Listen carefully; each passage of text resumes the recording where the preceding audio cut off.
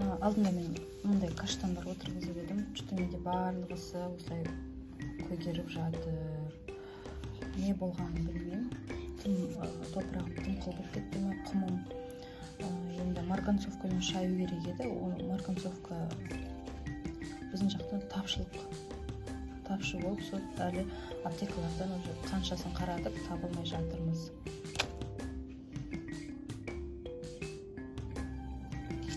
Мен оны ыдыс жаңа құмнан босатып, барлығын жуып шайып, осыған салып қойып едім.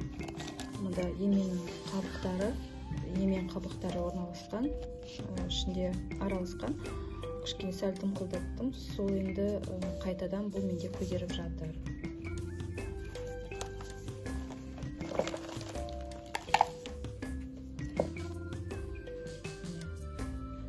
Іші бүтін, бірақ сырты осылай көгеріп жатыр.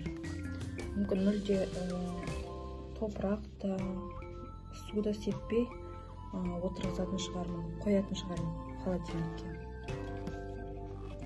Қазір мен осындай бір көгергенін, және тағы да менде бір бүтін сау жаңғақ бар каштанның. Соны топыраққа отырғызып, терезенің алдына қоямын. Не болатынын көреміз. Ал қалғандарын мен қазір жуып шайып, қайтадан ыдысқа су құймай, мындай жаңғақтардың қабығын салмай, жеке отырғызып салып көремін. Бұны мен жуып құрғаттым, сүртіп қойдым. Осы ыдысымен мен бетін жаппай тоңазытқышқа қоямын.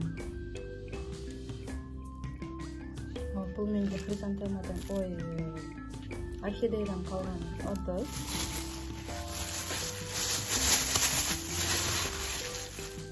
Соның үстіне кішкене дренаж саламын.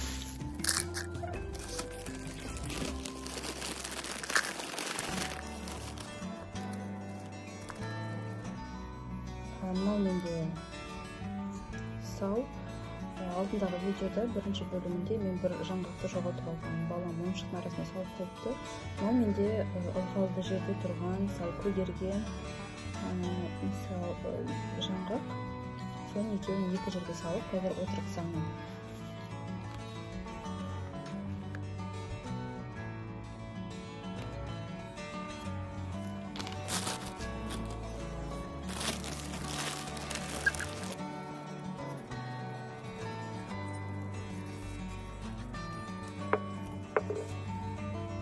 Ішіне және сыртына алса белгі қоям. Мына жағы менде дұрыс сау жаңғақтың, мұнда неміз қайсы бірінші шығуы мүмкін бе, мүмкін емес пе, соны білеміз.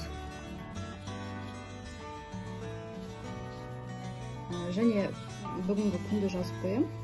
Бүгін бізде 15-ші желтоқсан.